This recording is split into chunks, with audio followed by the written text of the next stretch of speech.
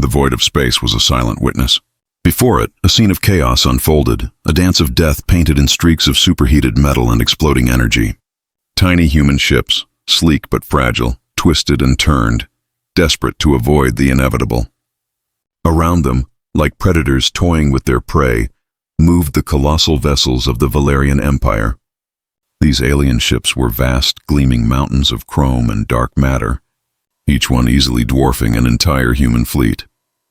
On the bridge of the human frigate Hope's End, Commander Ava Sharma watched the tactical display. Red dots, her ships, vanished one by one as green alien markers surged forward. "Shields at 20%, Commander," a young officer called out, his voice shaking. "We're taking heavy fire on port side." "Return fire," Ava ordered, her voice calm but tight with strain. "Focus everything on their dreadnought's core, Sector Gamma 7. A beam of pale blue energy lanced out from Hope's End, a desperate, almost futile gesture. It struck the Valerian dreadnought, Conqueror's Fist. The alien ship barely shuddered. Then, a massive energy pulse erupted from Conqueror's Fist, engulfing Hope's End. The screens went white, then black. This was how it always went. For centuries, the vast ancient civilizations of the galaxy saw Earth as nothing more than a curious experiment. A young species with too much hope and too little understanding of the universe's harsh realities. They called humanity the Terran lambs. And lambs, they believed, were meant to be shorn, or perhaps in this case, simply eliminated. There had been warnings, of course. Long ago, when humanity first ventured beyond its solar system, its diplomats had traveled to the Grand Galactic Council. They had tried to build bridges, offering peace, trade, and knowledge. But even then, there was a quiet undercurrent, a subtle caution. A holographic recording flickered on a hidden screen within a deep Earth bunker.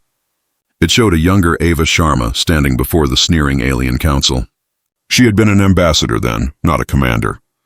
"You do not understand our full capacity," she had said, her voice clear and strong, despite the laughter of the aliens. "Pushing us too far will be a mistake. Humanity has depths you cannot imagine," the lead Valerian council member, a reptilian being with glowing red eyes, had simply chuckled. "Cute, Terran. Are you going to build a new toy to tickle us with?"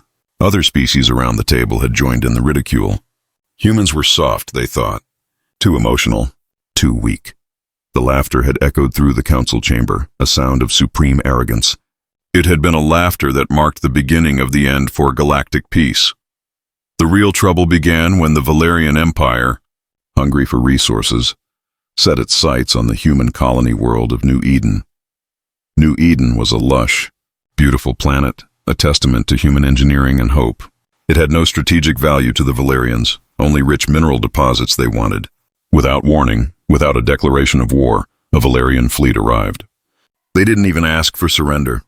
They just began to glass the planet, turning green forests into ash, melting oceans into steam.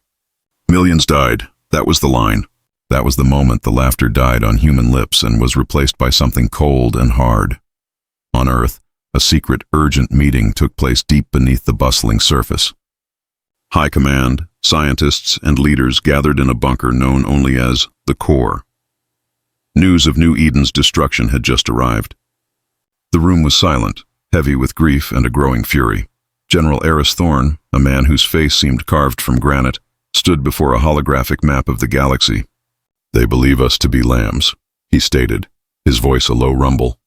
"They believe we have no teeth, no claws." He paused, looking at each grim face. "They believe we have been showing them everything we have."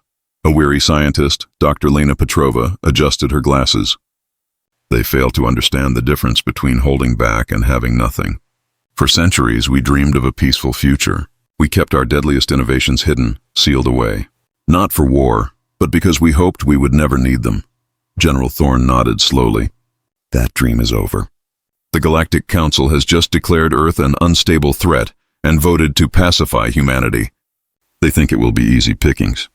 They think they are walking into a sheep pen." His eyes, normally tired, now burned with a fierce light. "They called us lambs. Now they will see the wolves we held back. Every single one." Above ground, as the alien fleets prepared their final, overwhelming assault on Earth, no human ships rose to meet them in a traditional defense. No pleas for mercy were broadcast. Instead, deep within Earth's mantle, Massive, previously unseen industrial complexes began to hum with a low, powerful energy. Lights flickered to life in forgotten tunnels, revealing sleek, dark shapes unlike any ships the galaxy had ever seen. Silently, terrifyingly, humanity was awakening. They thought they knew us. They were terribly, terribly wrong. The laughter of the galaxy was about to turn into screams. The vast alien armada, a shimmering wave of 2,000 Valyrian warships, hung menacingly in the darkness beyond Earth's orbit. Their sheer numbers blotted out distant stars, a terrifying testament to their perceived superiority. Admiral Cathar of the Valyrian Empire, a reptilian giant whose scales shimmered with predatory arrogance, watched from the bridge of his flagship. Iron Will, his many eyes scanned the empty space where Earth's defenses should have been. No resistance? Cathar rumbled, a guttural sound that vibrated through his command chair. No panic distress calls? Where are the Terran fleets? His intelligence reports, bought with stolen resources and brutal interrogations of captured Terran scouts, spoke of outdated human ships, slow and lightly armed. He expected token resistance, a desperate last stand. Not this chilling silence, a comms officer. A smaller, nervous Valyrian reported, "Admiral, we are broadcasting our terms of surrender on all known Terran frequencies." No reply, only static. Cathar sneered. They are afraid, hiding like the pathetic creatures they are. Begin orbital bombardment protocols on their primary continents. Start with their so-called United Nations building. Show them what defiance truly costs. 1,000 alien weapons platforms began to glow with stored energy, preparing to unleash devastation on the blue marble below. The galaxy watched, holding its breath for the inevitable annihilation. But Earth remained silent. Not a single fighter rose, not a single missile launched in defiance. It was as if the planet itself had simply given up. Then, something strange happened. From the dark side of Earth, not from orbit but from within the planet's atmosphere, shot upwards not ships, but swarms. Millions upon millions of tiny dark objects, like angry insects erupting from a disturbed nest. They moved with impossible speed, a blur against the stars, and carried no obvious weapons. They weren't ships. They were too small, too numerous, too fast. What in the void are those? Cathar roared, startled. Fighters, drones. They're not registering on our conventional scanners. The swarms spread out, weaving intricate, complex patterns around the Valerian fleet. They didn't attack, not yet. Instead, as they passed, a ripple went through the alien ships. Lights flickered. Console displays glitched. Weapons charging stopped, then stuttered back to life, but with noticeable delays. "Admiral," the comms officer shrieked. "Our targeting systems are failing. Their navigation computers are showing ghost images. We can't lock onto anything accurately." EMP burst. Cathar wondered, but these swarms didn't emit a single energy signature his sensors could detect. They were silent, dark, and utterly baffling. It was as if they were made of nothing his empire understood. They were designed not to destroy, but to confuse. As the Valerian fleet struggled with its suddenly unreliable technology, a new threat emerged. From behind the very moon, which had been perfectly positioned to hide them, came not one, but a dozen human ships. But these weren't the rusty, fragile vessels from New Eden. These were black, angular, almost predatory, unlike anything previously seen. They hummed with an unsettling, dark energy, and moved with a grace that defied their size. Their hulls seemed to drink the light, making them almost invisible against the backdrop of space. "New Terran vessels," a Valerian sensor tech cried. "They're different, faster than anything we've recorded. And they're not registering as Terran on our database." These new human ships sliced through the chaos caused by the swarms, each one acting with surgical precision. They targeted the Valerian fleet's support vessels, the massive fuel tankers, the ammunition carriers, the long-range communication relays. Not the dreadnoughts, not the carriers. The soft underbelly. A focused beam of white-hot plasma, impossibly bright and narrow, erupted from the lead human ship. It didn't spread, it didn't dissipate. It cut through the shields of a Valyrian fuel depot ship like a laser through paper, igniting the volatile cargo within. The depot exploded in a silent, expanding fireball, sending shockwaves through the surrounding Valyrian ships, crippling several more. "Their weapons," Cathar bellowed, his voice laced with genuine fear now. "They're breaching our shields instantly." "How is this possible?" Another human ship, moving like a phantom, appeared directly above a Valerian communications vessel. It didn't fire a conventional weapon. Instead, a pulsing field of distortion rippled from its bow, enveloping the alien ship. The Valerian vessel didn't explode. It simply inverted. Its structural integrity failed in a sickening implosion, twisting inward on itself before collapsing into a ball of compressed debris. It was gone, silent and complete. The Valerian fleet was in disarray. Their superior numbers meant nothing when their systems were failing and an unknown enemy struck with such deadly precision. They were being picked apart, not in a grand battle, but in a series of shocking localized assassinations. "Admiral, one of their black ships is targeting the Iron Will." Cathar watched in horror as a single human vessel, smaller than even his escort frigates, detached from the main human force. It bypassed dozens of Valerian destroyers, moving with a speed and agility that seemed to mock the laws of physics. It was heading straight for him. "Focus all fire." "Stop that ship!" he commanded, but his ships were still fighting against their own faulty systems and the relentless, non-lethal harassment of the human swarms. The black human ship closed the distance. It wasn't firing, it was just approaching, closer and closer. Cathar could feel a primal fear beginning to bubble in his gut. This wasn't war as he knew it. This was something else. This was a message. Suddenly the human ship broadcast something on an emergency, open frequency, directly to the Iron Will. It wasn't a warning, it wasn't a threat. It was a single human laugh. A cold, bitter sound that echoed through the Valerian bridge, followed by a crystal-clear, synthesized voice. "You called us lambs," the voice said, calm and chillingly precise. "You were wrong." Then the human ship pulled away, vanishing as quickly as it had appeared, leaving a trail of utterly destroyed supply lines and a reeling, confused and terrified Valerian fleet in its wake. Cathar watched it go, his many eyes wide with dawning horror.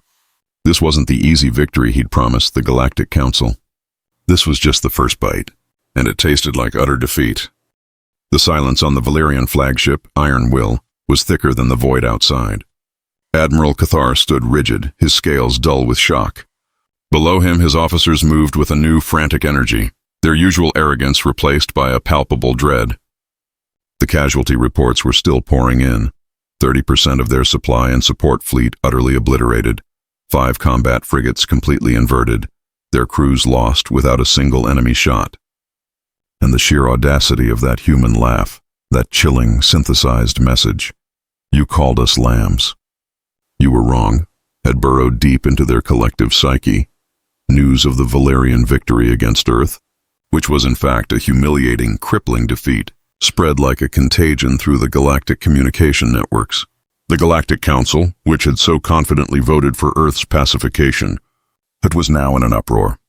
On the homeworld of the Xylos, a species known for its intricate bureaucracy and cowardly nature, Grand Arbiter Zekon shrieked, "Impossible!" The Terrans? They have no such technology. Their spacefaring capabilities are decades behind ours.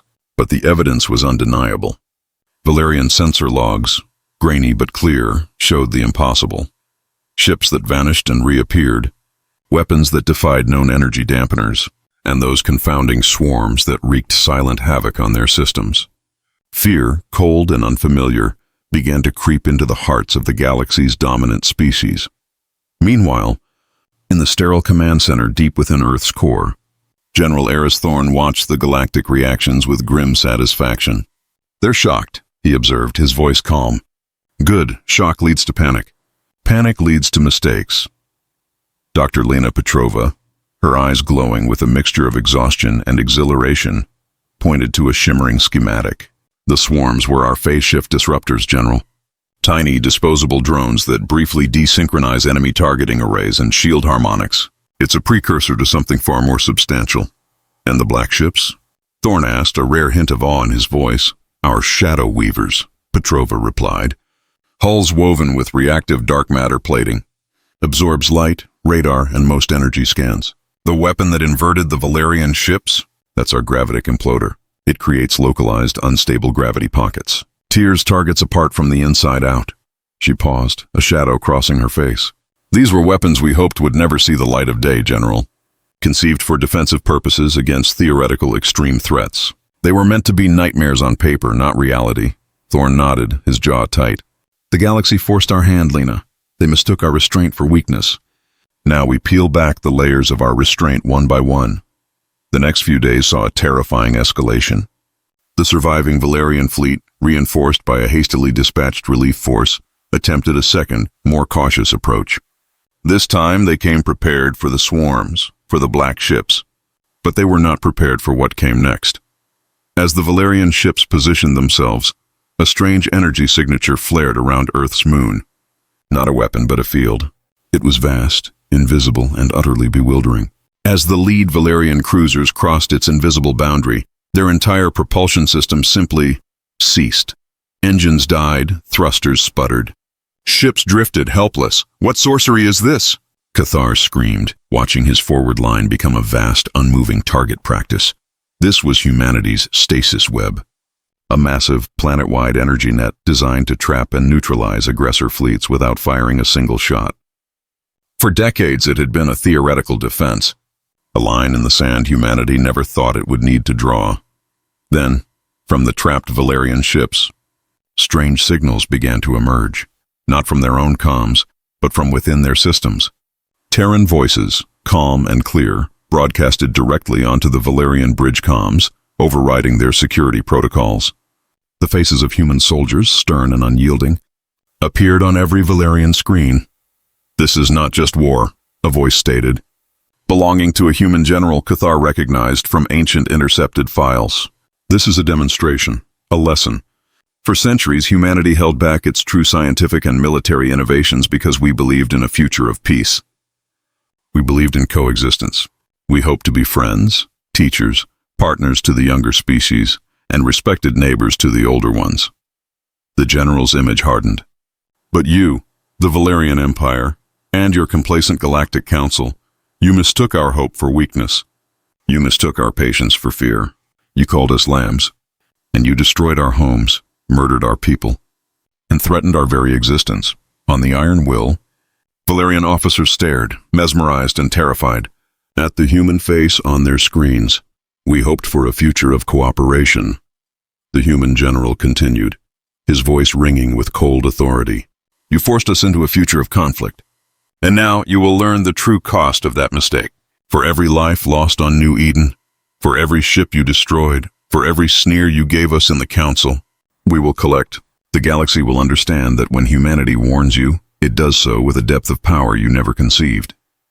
With that chilling message, the human images vanished, but the fear remained. It was no longer just about defeating an enemy. It was about facing an entity that had been deliberately holding back its true strength, an entity that now intended to show the galaxy just how much fury it had suppressed. The Valerian ships, trapped and helpless, began to hear the distant, growing hum of engines. Not their own. Something was coming for them from within the stasis web. Something fast, dark, and utterly merciless. The war had just begun, but the galaxy was already realizing its profound, terrible mistake. Humanity was not just fighting back. It was revealing a terrifying, measured rage that promised to rewrite the very rules of the universe. The reports filtering back to the Galactic Council were not just grim. They were apocalyptic. 2 massive Valerian fleets totaling nearly 4,000 warships, neutralized and decimated within a week. The methods were beyond their understanding. Swarms that scrambled systems, ships that inverted matter, and now a stasis web that could freeze entire fleets in place. Fear had now fully replaced arrogance on the Council's polished tables. Grand Arbiter Zekon of the Xylos, his once pristine robes now rumpled with stress, paced frantically. How could the Terrans possess such advancements? Their scientific output was always modest. Our intelligence suggested they were still grappling with basic fusion. "This is an affront to galactic order," a representative from the mercantile Cathar syndicate, usually obsessed with profits, now trembled. "My traders report human vessels moving through systems thought impassable. They appear, strike with surgical precision, then vanish before reinforcements can arrive. They're targeting our supply lines, our asteroid mines, even our pleasure world resorts. Not destroying, but disrupting. The market is in free fall." The Valerian Empire, once the undisputed military power, was on the verge of collapse. Admiral Cathar, still stranded near Earth's stasis web, had been relieved of command, his desperate pleas for rescue ignored amidst the chaos. He now understood the true weight of the human general's words. They weren't just fighting for survival. They were settling a very old, very heavy score. Back in Earth's core, General Thorne watched a star chart projected across the vast room, showing pinpoint lights of human activity spreading like a virus through galactic territory. Each light represented a successful insertion, a small, specialized human strike force. "Our demands are simple, Lena," Thorne stated, turning to Dr. Petrova. "Unconditional withdrawal from all human-claimed systems, reparations for New Eden, and the immediate disbandment of the current Galactic Council." He let a harsh laugh escape. "They wanted to pacify us. Now we demand they pacify themselves." "They'll never agree," Petrova murmured, though her eyes held a spark of grim satisfaction. "Too much pride. Too much invested in the old order. Then they'll learn the full extent of our modest technology," Thorne replied. "Ready the Ghost Fleet for deployment." The Ghost Fleet was humanity's newest terror. Not ships, but decoys. Advanced holographic projectors paired with sophisticated jamming technology. They projected thousands of phantom human warships, moving with incredible realism, appearing on alien sensors as massive, unstoppable forces. These phantoms would suddenly materialize in contested systems, drawing entire alien fleets away from real human targets, or making them waste precious ammunition on nothing. The psychological impact alone was devastating. One such incident occurred in the heavily fortified Xylos sector. 3 ghost fleets appeared simultaneously, each one simulating 1,000 Terran warships. The Xylos, already paranoid, scrambled their entire defense network, sending their fleets to meet non-existent threats. While their forces were spread thin, a single, real human Shadow Weaver ship slipped through, targeting the central Xylos data hub, not to destroy it, but to infect it. The infection wasn't a virus in the traditional sense. It was a data parasite, an AI designed by human engineers who had long studied alien communication. It began to subtly alter Xylos' internal communications, changing troop movements, delaying critical orders, even fabricating orders that sent Xylos ships on wild goose chases, resulting in friendly fire incidents. The Xylos military descended into utter chaos, fighting shadows and each other. "The Xylos are tearing themselves apart, General," a communications officer reported gleefully. "Their high command is convinced of widespread internal treason." "Excellent," Thorne said. "When you're trying to win a war against an unknown enemy, the last thing you need is to question your own side." But the galaxy's desperation was also breeding new dangers. Some of the smaller species, seeing the Valerian Empire crumble in Earth's terrifying ascent, began to make overtures to humanity, offering intelligence or even alliances. Others, however, fearing Earth would simply replace one tyrant with another, started making desperate secret deals with remnants of the Valerian forces, seeking to combine their last resources against this new, formidable threat. The old loyalties were shattered, replaced by raw opportunism and stark terror. A message then came, not from the Galactic Council, but from a previously neutral, highly respected, and ancient species known as the Elder Qatar. Their representative, a being of pure light and energy, appeared as a solemn projection in Earth's core. "Terrans," the Qatar's voice resonated with ancient wisdom. "Your fury is understandable. Your power is undeniable. But you walk a dangerous path. The galaxy is fragile. Too much destruction, too much vengeance, and there may be nothing left but ashes." General Thorne met the projection's gaze, his face unyielding.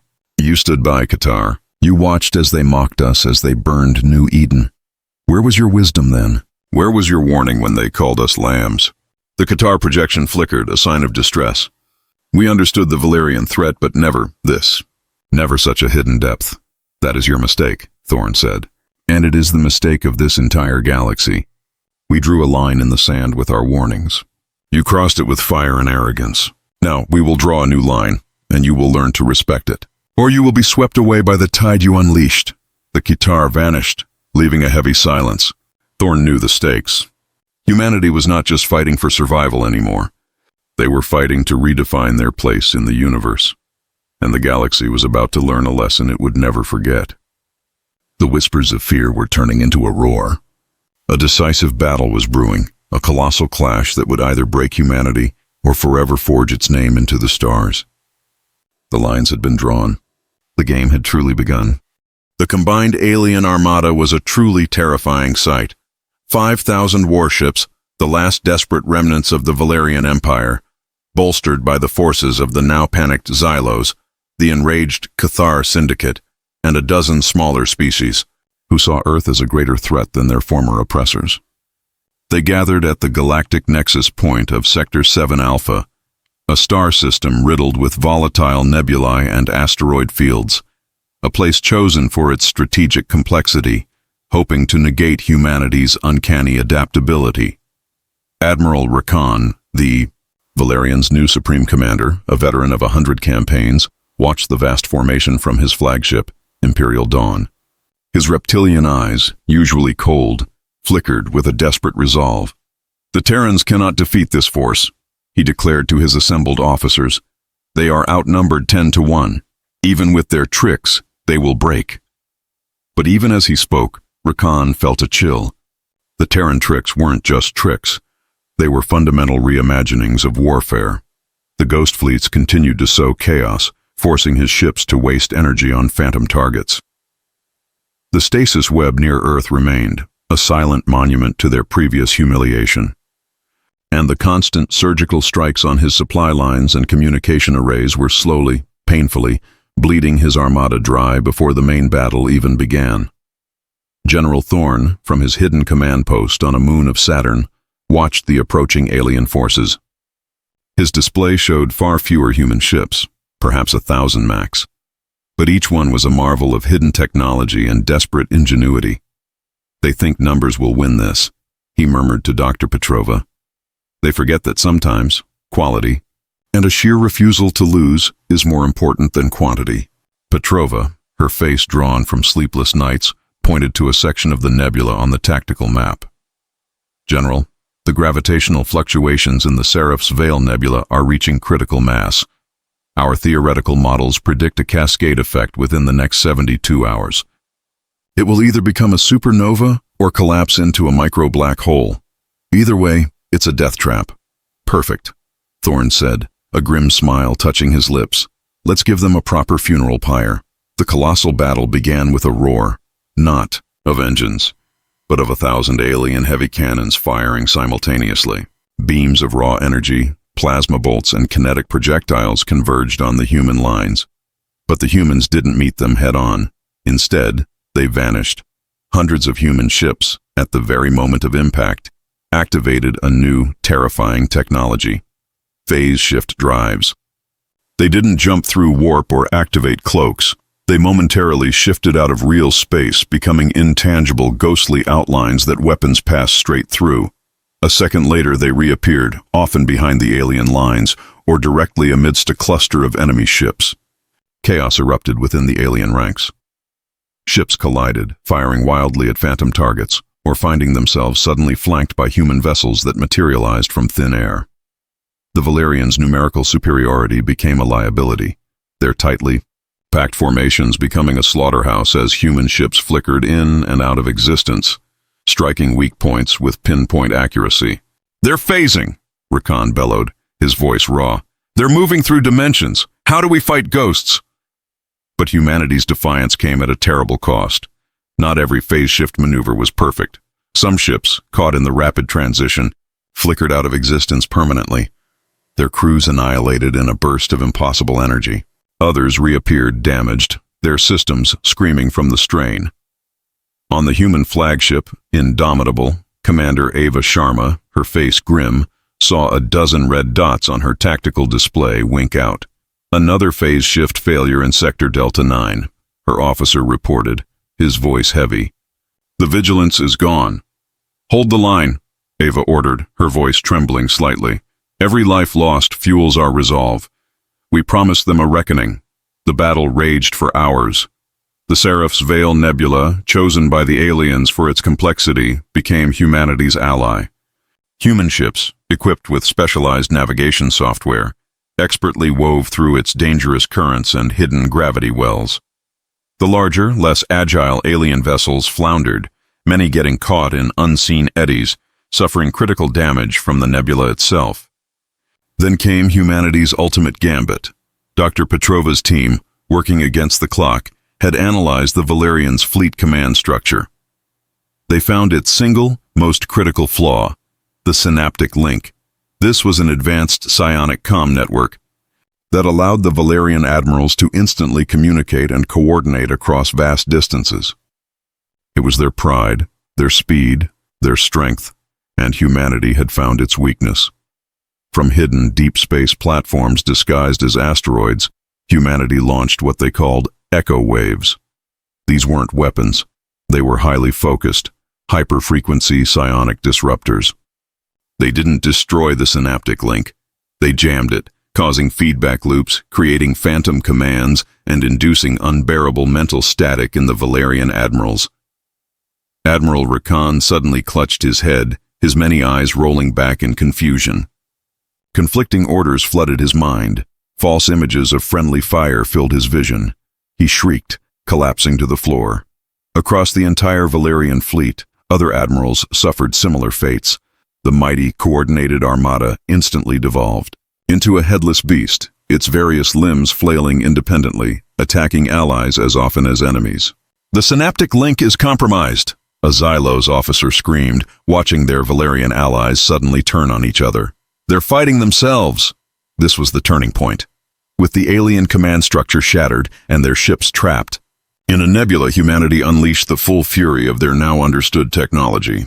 The Shadow Weavers, no longer needing to conserve energy, moved like dark lightning, their gravitic imploders tearing through the confused alien fleet. The phase shift ships, now exploiting the disarray, targeted the command bridges of isolated alien capital ships, executing precision strikes that left no survivors. The battle became a rout. Ships that had once laughed at humanity now fled in terror, only to be caught by the collapsing nebula or hunted down by human vessels. The pride of the Valerian Empire, the arrogance of the Galactic Council, was being systematically dismantled, piece by agonizing piece. General Thorne watched the chaos unfold. The cost had been immense. Nearly half of Earth's deployed fleet was gone. Billions of resources poured into this desperate war. But as the last major Valerian dreadnought was consumed by a torrent of human plasma fire exploding into a final defiant nova, he knew the old galactic order was not just broken, it was annihilated.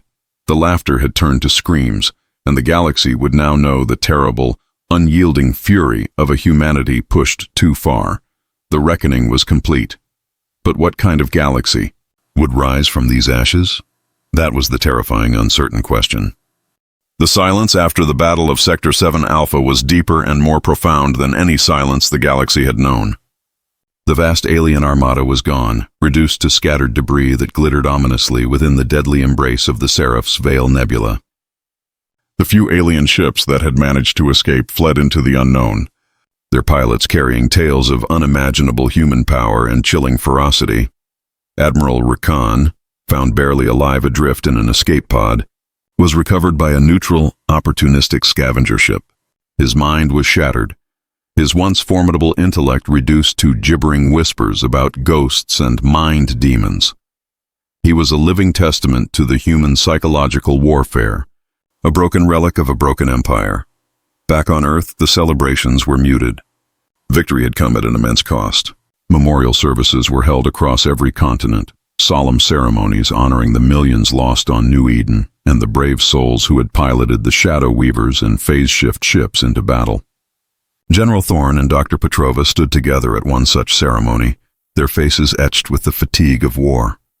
"We won," Petrova said, her voice hollow. "But at what cost? We unleashed horrors we never intended to create. What have we become, Aris?" Thorne looked out at the sea of somber faces.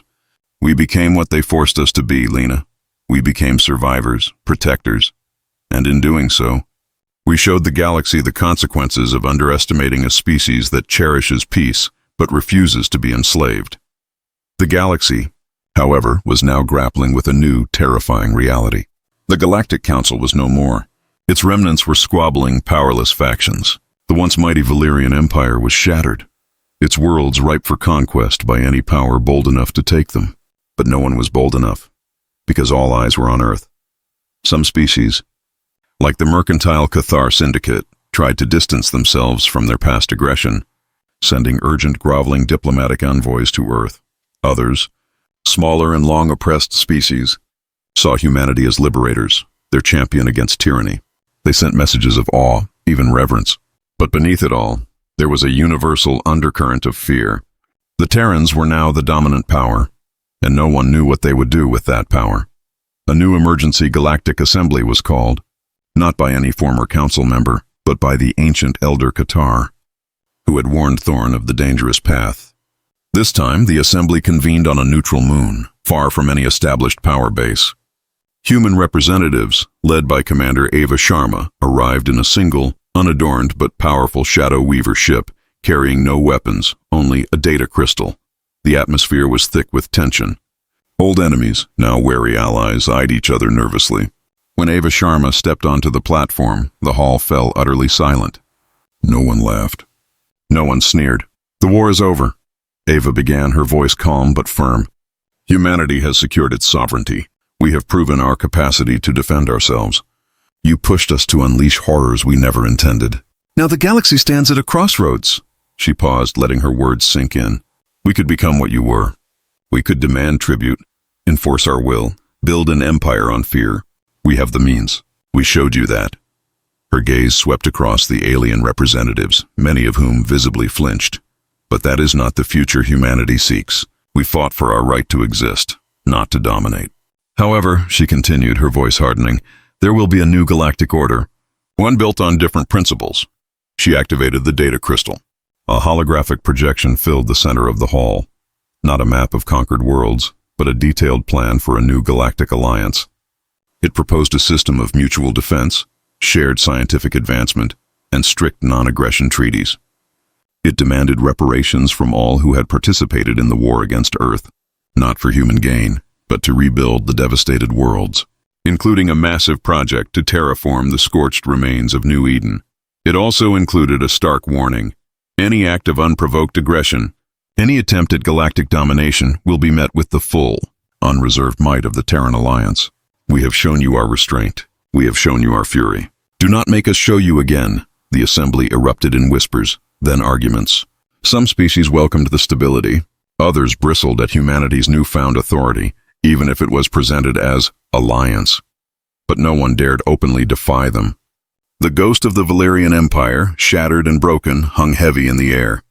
Days later, the new galactic alliance was reluctantly, fearfully formed. Earth had effectively become its reluctant protector, its ultimate enforcer. Humanity had won not just a war, but a complete redefinition of its place in the universe. They were no longer the lambs. They were the wolves who had been holding back. Now standing guard, General Thorn and Dr. Petrova, now both part of Earth's new diplomatic corps, stood on a newly constructed space station orbiting a revitalized New Eden. The planet below was slowly, miraculously turning green again thanks to human ingenuity and galactic reparations. "We did it," Petrova whispered, a tear tracing a path down her cheek. "We actually did it." Thorn looked out at the vast, peaceful expanse of space, then back at the greening world. "Yes, Lena, but the galaxy will never forget what we are capable of, and neither should we." The final image was of a sleek, black human patrol ship, a shadow weaver gliding silently through the stars, its dark matter hull absorbing the light. It wasn't patrolling aggressively, but watching, ever vigilant. The galaxy had found a new, powerful guardian. But the question remained, echoing in the vast silence. Would this new galaxy learn the lessons of the past? Or would humanity one day be forced to unleash its fury once more? The whispers of the Terran lambs were gone, replaced by the silent, omnipresent respect and fear of the Terran wolves. The universe was forever changed,